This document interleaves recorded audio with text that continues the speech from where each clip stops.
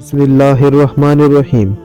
अस्सलाम वालेकुम दोस्तों थंबनेल पर नज़र आने वाला यह समुद्री इलाका कोई आम इलाका नहीं बल्कि एक ऐसी जगह है कि जिसे दुनिया की सबसे ख़तरनाक जगहों में गिना जाता है। एक ऐसी जगह कि जिसके बारे में ये मशहूर है कि जो इंसान भी इस जगह से गुजर कर जाता है, अब वो चाहे समुद्री जहाज़ से जाए या फिर हवाई जहाज़ से जाए, वो हमेशा हमेशा के लिए ख़त्म हो जाता है।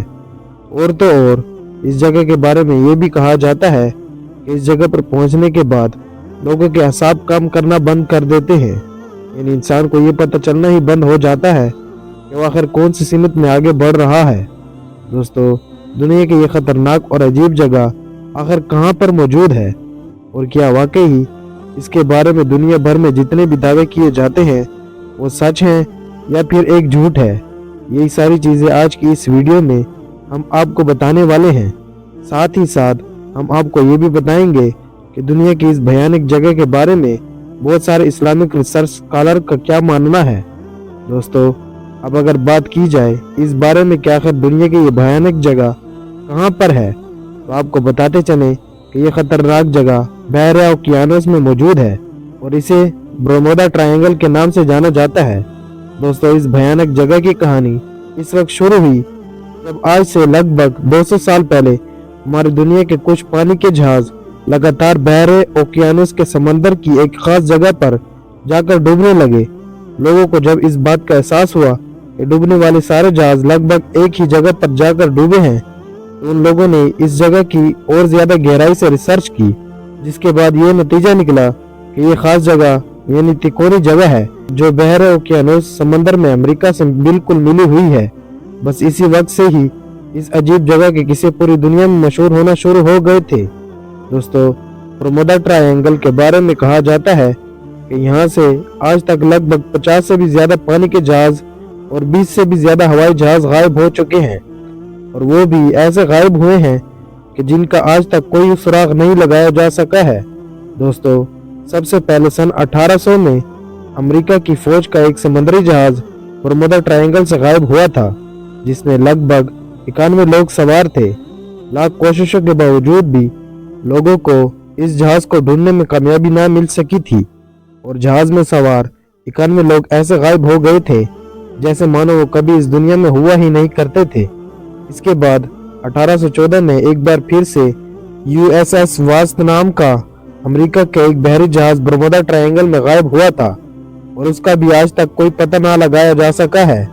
इसके बाद 1824 में भी अमेरिका का एक जहाज इसी बरमूडा ट्रायंगल में ही गायब हुआ था, और उसमें भी बहुत सारे लोग सवार थे। इनका भी इसके बाद आज तक कोई सुराग नहीं लगाया जा सका है, और ना ही इन जहाज़ों में से किसी भी जहाज का कोई मलबा हाथ लग सका है। वैसे तो बरमूडा ट्रायंगल में जहाज़ों की डूबने का जो सिलसिला सन 1800 में शुरू हुआ था वो लगातार जारी रहा, और एक के बाद एक बहुत सारे जहाज इस बरमूडा ट्रायंगल के शिकार बने। लेकिन लोगों को सबसे ज्यादा हैरानी इस वक्त हुई कि जब दुनिया का एक बहुत बड़ा जहाज इस बरमूडा ट्रायंगल के एरिया में तैरता हुआ मिला, वो भी ऐसी हालत में कि जब इस जहाज पर कोई भी बंदा सवार नहीं था, यानी बगैर किसी इंसान के अकेला वो जहाज पानी पर तैर रहा था। लेकिन दोस्तों, बात यहीं पर खत्म नहीं होने वाली थी। कुछ दिनों के बाद ये खुलासा हुआ कि जो जहाज बरमूडा ट्रायंगल पर तैरता हुआ मिला था वो कोई और जहाज नहीं बल्कि एक ऐसा जहाज था कि जो आज से 90 साल पहले डूबा था। यानी वो जहाज आज से 90 साल पहले डूब चुका था। अब दोस्तों, सवाल ये है कि आखिर एक ऐसा जहाज जो 90 साल पहले डूब चुका था अचानक से बरमूडा ट्रायंगल पर, वो भी बगैर किसी इंसान के तैरता हुआ कैसे मिल गया। हमारी दुनिया में रहने वाले लोगों के लिए बरमूडा ट्रायंगल से जुड़ी ये सारी चीजें ही अभी अजूबा बनी हुई थी कि अचानक से 1945 में बरमूडा ट्रायंगल के ऊपर से हवाई जहाज गायब होना भी शुरू हो गए। 1945 में अमेरिकी एयरफोर्स के 5 जहाज जो बरमूडा ट्रायंगल के ऊपर से गुजर रहे थे अचानक से कहीं गायब हो गए, और ऐसे गायब हुए कि जहाज तो जहाज, बाद में इनका मलबा भी नहीं ढूंढा जा सका। लेकिन दोस्तों, तहलका इस वक्त मचा कि जब अखबार में यह खबर आई कि गायब होने वाले 5 जहाजों को ढूंढने गए जहाजों में से भी एक जहाज लापता हो चुका है, और इसका भी बिल्कुल वही हाल हुआ है जो पहले के 5 जहाजों का हुआ था। बस ये खबर सुनते ही मानो पूरी दुनिया में बरमूडा ट्रायंगल को लेकर अफरा तफरी का माहौल बन गया। इसी दिन से हर कोई बरमूडा ट्रायंगल को एक शैतानों का घर कहने लगा था। दोस्तों, यही वजह है कि बरमूडा ट्रायंगल को डेविस ट्रायंगल भी कहा जाता है। साथ ही साथ आपको बताते चले कि बिल्कुल बरमूडा ट्रायंगल की तरह ही एक ट्रायंगल जापान की साइड में भी मौजूद है और उसके बारे में भी यही बात मशहूर है कि इस जगह पर जो भी इंसान जाता है वो हमेशा हमेशा के लिए गायब हो जाता है।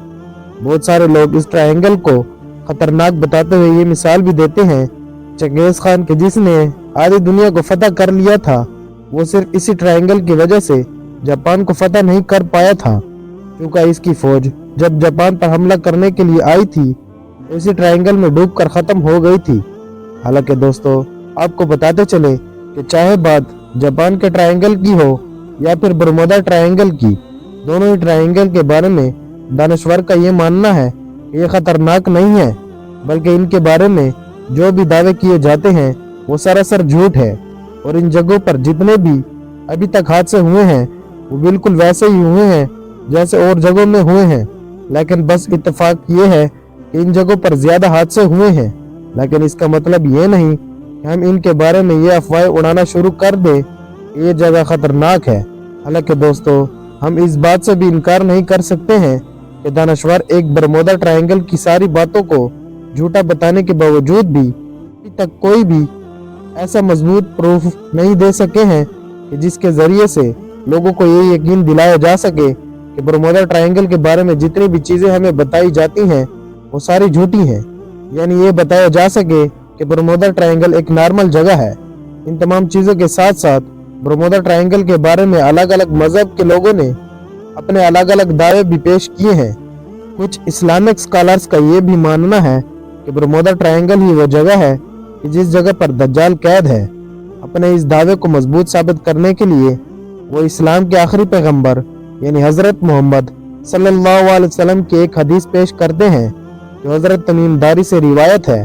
दोस्तों, आप लोगों को हदीस सुनते वक्त कंफ्यूजन ना हो, इसीलिए पहले ही बताते चलें कि तमीम दारी एक ऐसे इंसान थे कि जो ईसाई मजहब के मानने वाले थे, लेकिन एक समंदरी हादसे की वजह से उन्होंने इस्लाम मजहब कबूल कर लिया था। चलिए अब आपको लफ्ज ब लफ्ज हदीस सुनाते हैं। दोस्तों, एक बार पैगंबर इस्लाम यानी हजरत मोहम्मद सल्लल्लाहु अलैहि वसल्लम अपने तमाम सहाबा के साथ बैठे हुए थे तो उन्होंने अपने सहाबा से इरशाद फरमाया कि लोगों, तमीम दारी जो पहले ईसाई था उसने मेरे पास आकर इस्लाम मजहब अपना लिया है और उसने मुझे एक ऐसा वाकया सुनाया है कि जो इन बातों से ताल्लुक रखता है कि जो मैं तुम्हें दज्जाल के बारे में बताया करता था। उसने मुझे बताया कि वो लकम और जजाम कबीले के 30 आदमियों के साथ समंदर के सफर पर समुद्री जहाज में रवाना हुआ। समंदर की लहरें तूफान की वजह से उन्हें महीना भर तक इधर उधर धकेलती रहीं, यहाँ तक कि वो एक जजीरे पर पहुंच गए। इस वक्त सूरज डूब रहा था। वो एक छोटी कश्ती में बैठकर जजीरे में दाखिल हुए। जब वो जजीरे में दाखिल हुए तो उनको एक जानवर मिला जिसके जिस्म पर बहुत सारे बाल थे। बालों का हद से ज्यादा होने की वजह से उन्हें इस जानवर के आगे और पीछे का पता भी नहीं चल पा रहा था। तमीमदारी के साथियों ने इस जानवर से कहा, तेरा नाज हो, तू क्या चीज है? इस बालों वाले जानवर ने कहा, मैं जसासा हूँ।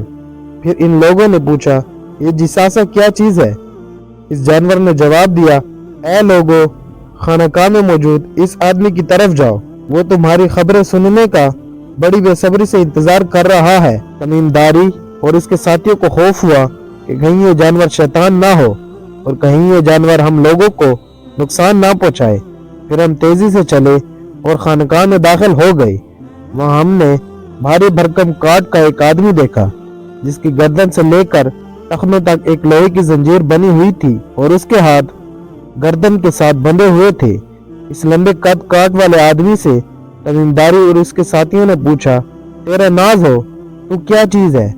उसने कहा, मेरा पता तुम्हें जल्द चल जाएगा, ये बताओ तुम कौन हो? हमने कहा, हम अरब से हैं। फिर हमने सारे सफर और तूफान और जसासा के बारे में बताया कि जिसने हमें तेरी तरफ आने को कहा है। इस लंबे कद काट वाले आदमी ने कहा, मुझे बेसान के बाग के बारे में बताओ। हमने इससे कहा, इसके बारे में कौन सी बात पूछना चाहते हो? उसने कहा, मैं जानना चाहता हूँ कि इस बाग में दरख्तों पर फल आते हैं या नहीं। हमने कहा, हाँ फल आते हैं। उसने कहा, मुझे तबरिया की झील के बारे में बताओ। हमने कहा कि इस झील के बारे में कौन सी बात जानना चाहते हो? उसने कहा, मुझे बताओ इस झील में पानी मौजूद है या नहीं। हमने कहा, हाँ इसमें बहुत पानी मौजूद है। वो बोला, इसका पानी बहुत जल्द खत्म हो जाएगा।